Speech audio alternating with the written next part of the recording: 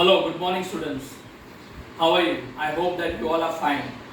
Now today we will conclude this topic, that is the grammar topic, how to transform an affirmative sentence into a negative one.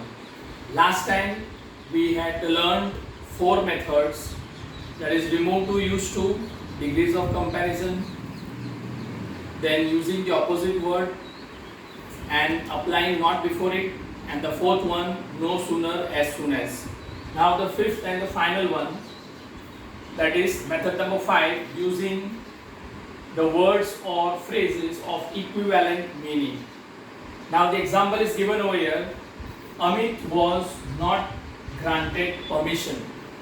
Now the word not itself contains a negative meaning. Now we have to make it into affirmative. So here we have to remove the word not and we have to take granted, the phrase granted, not granted, equivalent meaning. The answer for that can be Amit was refused permission. So likewise I have made the negative sentence into a positive one.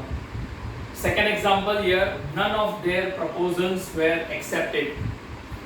Now here none, again it is a negative term, a negative word.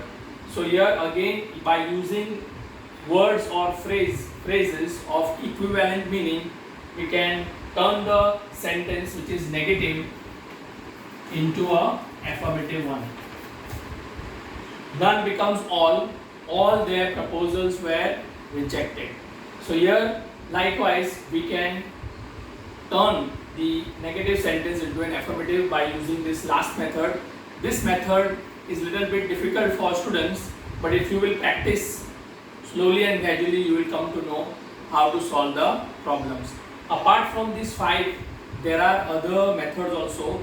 For example, not only but also, as well as, which I will be giving you the pamphlet in which all the 12 methods are given. Other than these 5 methods, main 5 methods, other methods are also given. If you will read the pamphlet, you will find it very easy to solve any of these problems.